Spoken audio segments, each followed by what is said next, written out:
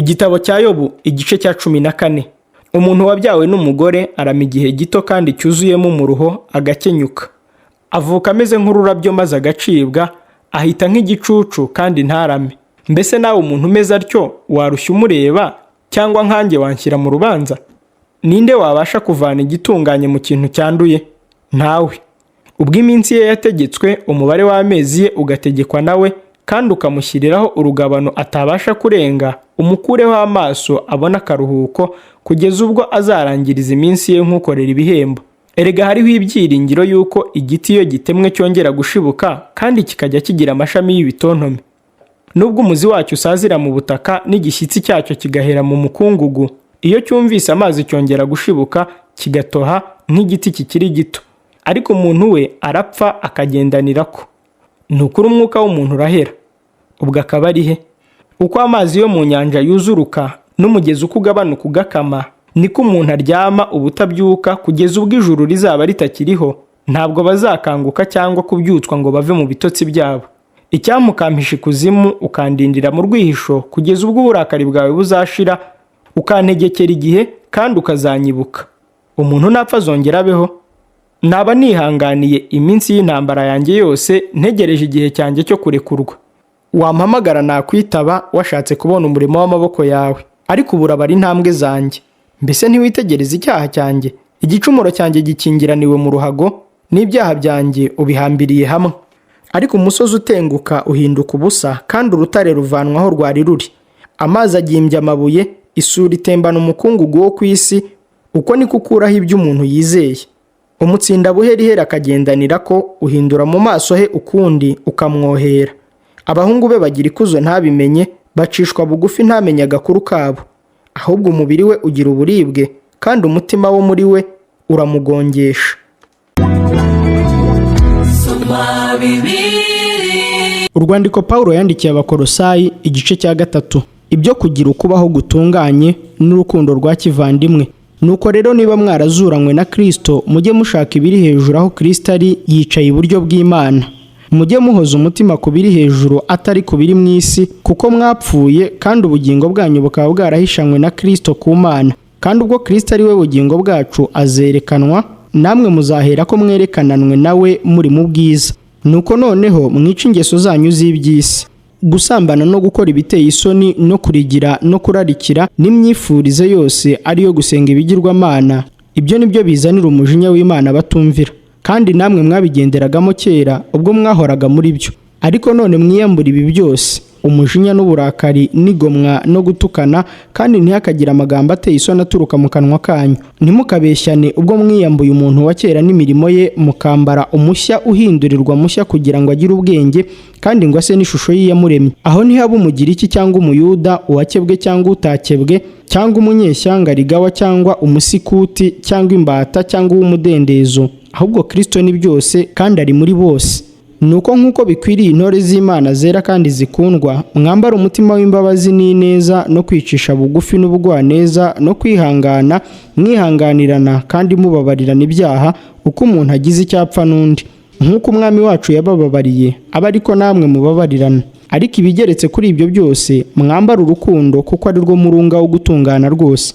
Mureke amahoro ya Kristo atwarire mu mitima yanyu, ayo mwahamagariwe kuba umubiri umwe, kandi mugire imitima ishima. Ijambo rya Kristo ribe muri mwe rigwiriye rifite ubwenge bwose, mwigishanye muhugurane muri zaburi n'indirimbo n'ibihimbano by'umwuka, muririmbirirana Imana ishimwe mu mitima yanyu. Kandi icyo muzavuga cyose n'ibyo muzakora, mujye mubikora byose mu izina ry'Umwami Yesu, mushima Imana Data wa twese ku bw'uwo. Inshingano y'aburugo. Bagore, mugandukire abagabo banyu nk'uko bikwiriye abari mu Mwami wacu. Bagabo namwe mukunda abagore banyu, ntimubasharirire. Bana, mwumvira ababyeyi banyu muri byose, kuko ibyo ari by'Umwami ashima. Base, ntimukarakaza abana banyu batazinukwa. Mbata, mwumvire ba shobuja bo ku mubiri muri byose, ntimubakorere bakibareba gusa ngo muse n'abanezeza abantu, ahubwo mubakorere mutaryarya mu mitima yanyu, mwubaha Imana. Ibyo mukora byose mubikore mubikuye ku mutima, nk'abakorera shobuja mukuru badakorera abantu, muzi yuko muzagororerwa nawe muhawe wa murage, kuko mukorera shobuja mukuru Kristo. Ariko ukiranirwa aziturwa nk'uko yakiraniwe, kandi ntihariho kurobanurwa ku butoni. Soma Bibiliya.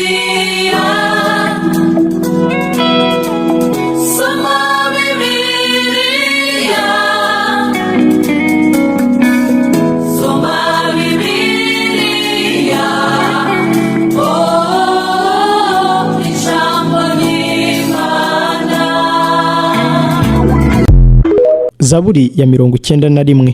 Uba mu rwihisho rw'isumba byose azahama mu gicucu cy'ishobora byose. Ndabwira Uwiteka nti, uri ubuhungiro bwanjye n'igihome kinkingira, Imana yanjye niringira.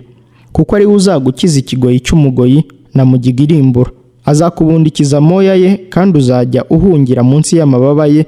Umurava we ni ingabo n'icyuma kigukingira.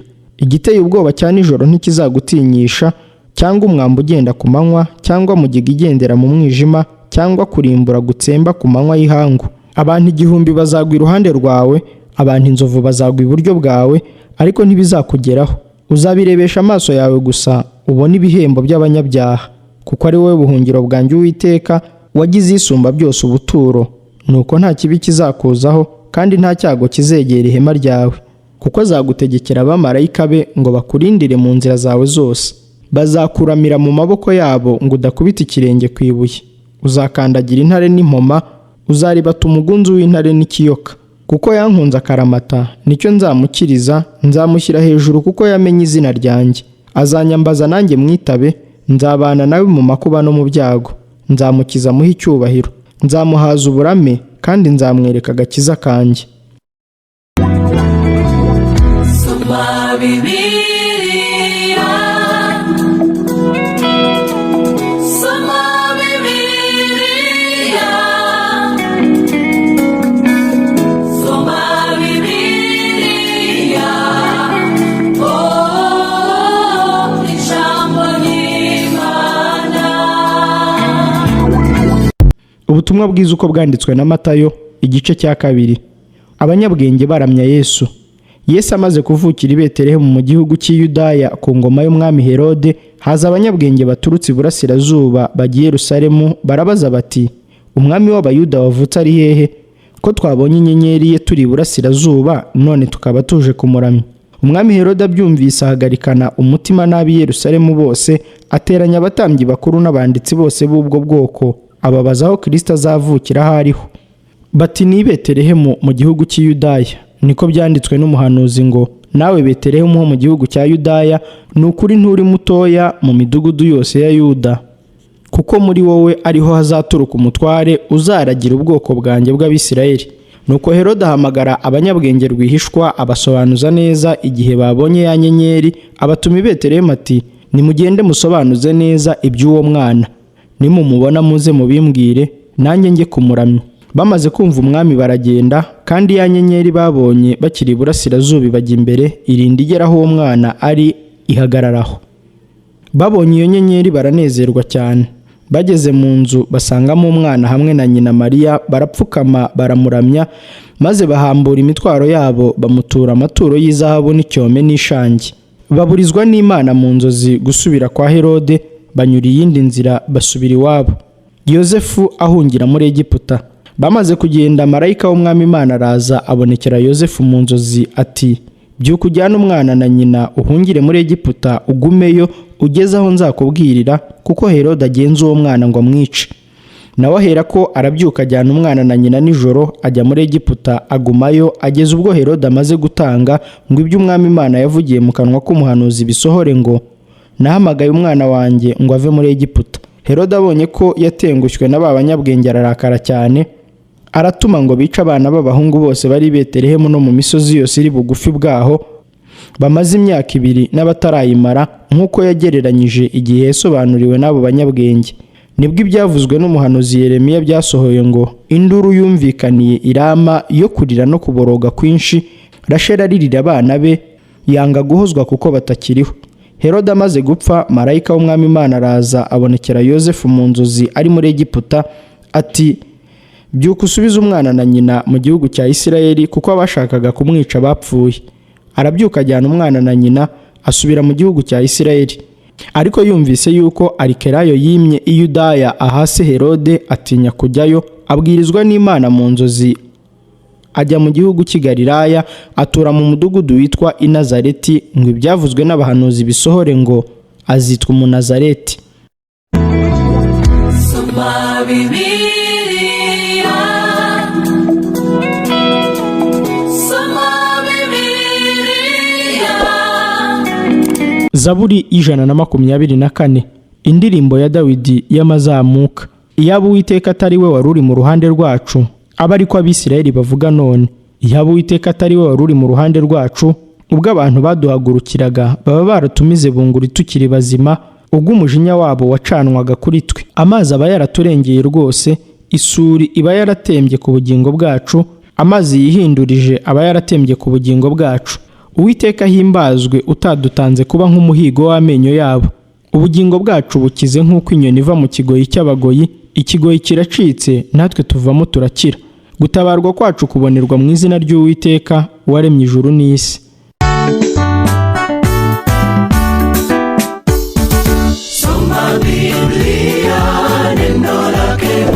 Zaburi ya 15. Zaburi ya Dawidi. Uwiteka, ninde uzaguma mu ihema ryawe? Ninde uzatura ku musozi wawe wera? Nugendera mu bitunganye, agakora ibyo gukiranuka, akavuga iby'ukuri nk'uko biri mu mutima we, utabeshyeresha abandi ururimi rwe, ntagirire nabi mugenzi we, ntashyushye inkuru y'umuturanyi we. Mu maso ye umunyagisuzugurira arahinyurwa, ariko abatinya Uwiteka arabubaha. Icyo yarahiriye naho cyamugirira nabi ntiyivuguruza. Ntaguriza ifeza kubona indamu zirenze urugero, cyangwa ntiyemera ibiguzi kutariho urubanza. Ugenza atyo ntabwo azanyeganyezwa. None ubwo bimeze bityo tuvuga iki?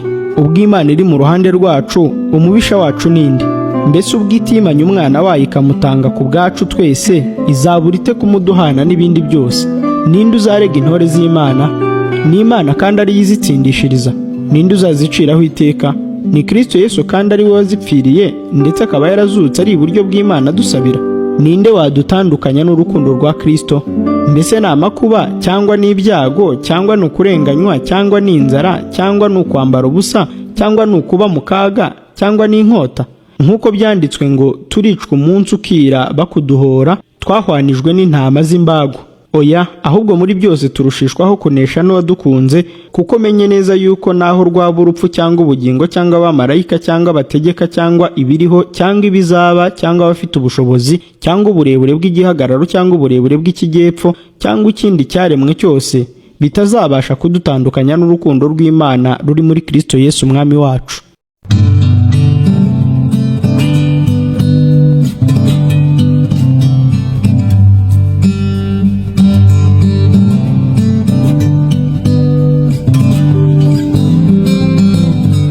Eliya abonana na Ahabu, atumira abahanuzi ba Bayali. Maze Ahabu abonye Eliya aramubwira ati, mbega ni wowe n'umuruho wateye Isirayeli? Nawe aramusubiza ati, erega si jye wateye Isirayeli umuruho, ahubwo ni wowe n'inzu ya so, kuko mwaretse amategeko y'Uwiteka mugakurikira Bayali. Nuko none ntumirira Abisirayeli bose bateranire ku musozi w'i Karumeli, kandi abahanuzi ba Bayali uko ari 450 n'abahanuzi ba Ashera basangirira ku meza ya Yezebeli uko ari 400. Nuko Ahabu atumira Abisirayeli bose n'abo bahanuzi, abateraniriza ku musozi w'i Karumeli. Nuko Eliya yegera abantu bose aravuga ati, muzageza he guhera mu rungabangabo? Niba muzi ko Uwiteka ari we Mana, nimumukurikire, kandi niba ari Bayali, aba ari we mukurikira. Abantu ntibamusubiza ijambo na rimwe. Eliya arongera abwira abantu ati, ni jye jyenyine muhanuzi w'Uwiteka usigaye, ariko abahanuzi ba Bayali ni 450. Nuko nibaduha imfizi ebyiri bahitemo iyabo, bayitemaguremo ibice babigereke hejuru y'inkwi, ariko be gucanamo, nanjye ndatunganya iya kabiri nyigereke hejuru y'inkwi ne gucanamo. Muhere ko mutakambira izina ry'Imana yanyu, nanjye ndatakambira izina ry'Uwiteka, maze Imana iri budusubirisha umuriro, iraba ariyo Mana. Abantu bose baramusubiza bati, ibyo uvuze ni byiza. Nuko Eliya abwira abahanuzi ba Bayali ati, ngaho nimuhitemo iyanyu mfizi, aba ari mwe mubanza kubaga kuko muri benshi, maze mutakambira izina ry'Imana yanyu, ariko ntimucanemo. Nuko bazana imfizi bahawe barayibaga, maze batakambira izina rya Bayali uhereye mu gitondo ukageza ku manywa y'ihangu, bavuga bati, nyamuna Bayali twumvire. Ariko ntihagira ijwi ryumvikana cyangwa ubasubiza n'umwe. Basimbukira hirya no hino ku gicaniro bubatse. Bagejeje ku manywa y'ihangu, Eliya arabashinyagurira ati, erega nimutere hejuru kuko ari Imana.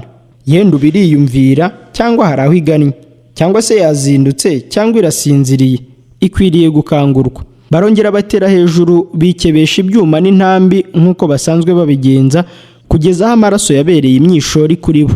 Maze ku gicamunsi barakotsora bageza igihe cyo gutamba igitambo cya nimugoroba, ariko ntihagira ijwi ryumvikana cyangwa usubiza cyangwa wabitaho n'umwe. Eliya aherako abwira abantu bose ati, nimunyegere. Bose baramwegera, asana igicaniro cy'Uwiteka cyari cyarasenyutse. Nuko Eliya yenda amabuye 12 uko umubare w'imiryango ya bene Yakobo wanganaga, ari we ijambo ry'Uwiteka ryagezeho riti, Isirayeli niryo ryabaye izina ryawe. Nuko ayo mabuye Eliya ayubakisha igicaniro mu izina ry'Uwiteka, maze acukura impande zacyo uruhavu rwajyamo indenge 2 z'imbuto. Aherako agerekeranya inkwi, acagagura imfizi, ayigereka hejuru y'inkwi. Maze arababwira ati, nimwuzuze intangwe enye amazi muyasuke hejuru y'igitambo n'inkwi. Arababwira ati, nimwongere ubwa kabiri. Bongera ubwa kabiri. Arongera arababwira ati, nimwongere ubwa gatatu. Barongera ubwa gatatu. Amazi arasendera agota igicaniro, yuzura rwa ruhavu. Nuko agejeje igihe cyo gutamba igitambo cya nimugoroba, Eliya umuhanuzi yegera igicaniro aravuga ati, Uwiteka Mana ya Aburahamu na Isaka na Isirayeli, uyu munsi bimenyekane ko ari wowe Mana mu Bisirayeli, kandi ko ndi umugaragu wawe, nkaba nkoze ibyo byose kubw'ijambo ryawe. Nyumvira Uwiteka, nyumvira kugira ngo aba bantu bamenye ko ari wowe Mana, kandi ko ari wowe ugarura imitima yabo.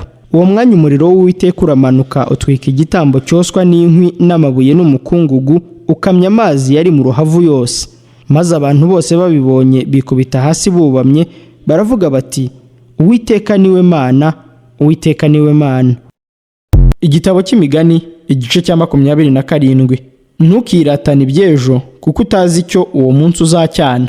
Aho kwishima washimwa n'undi ndetse n'umushyitsi, ariko atari ururimi rwawe wishimisha. Ibuye riraremereye, umusenyi ni umutwaro, ariko uburakari bw'umupfapfa burusha byombi kuremera. Uburakari butera urugomo, kandi umujinya umeze nk'isuri. Ariko ninde washobora kwihanganira ishyari? Guhanirwa ku mugaragaro kuruta urukundo rudaseruka. Ibikomere by'umukunzi bizanwa n'ukuri, ariko umwanzi asomana akabya. Uwijuse akandagira mu buki, ariko inda ishonje ikirura cyose kirayiryohera. Uko inyoni iguruka igasiga icyari cyayo, niko umuntu ameze urorongotana agati wabo. Nk'uko amadahano y'imibavu anezeza umutima, niko umuntu aryoherwa n'inama ivuye mu mutima w'inshuti ye. Ntukareke inshuti yawe n'inshuti ya so, kandi ku munsi ugize amakuba ntukajye gutabaza mwene so. Umuturanyi uri hafi aruta umuvandimwe uri kure. Mwana wanjye, gira ubwenge kandi unezeze umutima wanjye, kugira ngo mbone uko nsubiza untutse. Umunyamakenga iyo abonye ibibi bije arabyikinga, ariko umuswa arakomeza akabijyamo akababazwa nabyo. Uwishingiye umushyitsi umwaka umwambaro weho ingwate, uwishingiye umugore w'inzaduka umenye ko ari inshingano. Uzinduka kare cyane akajya gushima inshuti ye asakuza, bimubera nk'umuvumo. Umunsi w'imvura nyinshi y'urujojo rudahita n'umugore w'ingara uvuga urudaca birahwanye. Ushaka kumubuza ni nko kubuza umuyaga, azamufata anyerera nk'amavuta. Uko icyuma gityaza ikindi, niko umuntu akaza mugenzi we. Uhinga umutini niwe uzarya imbuto zawo, kandi unamba kuri shebuja niwe uzashimwa. Nk'uko amaso y'umuntu arebana n'ayo mu mazi, niko umutima w'umuntu ureba mu wundi. Ikuzimu n'irimbukiro ntihahaga, niko n'amaso adahaga kurora. Uruganda rutunganya ifeza, n'itanura ritunganya izahabu, kandi umuntu ageragezwa n'ibyo bamwogeza. Nubwo wasekurisha umupfapfa umuhini nk'ingano, ubupfu bwe ntibwamushiramo. Gira umwete wo kumenya uko imikumbi yawe imeze, kandi ufate neza amashyo yawe, kuko ubukungu budahoraho iteka, ingoma nayo idahoranwa ibihe byose. Ubwatsi bukuze buracibwa bukarundwa hakamera ubushya, kandi ibyatsi byo mu misozi bigakoranirizwa mu rugo. Abana b'intama bakubera imyambaro, kandi ihene zivamo izigurwa umurima, nayo amahenehene azaba yo kunyobwa nawe, aguhaze n'abo mu rugo rwawe, ndetse atunge n'abaja bawe.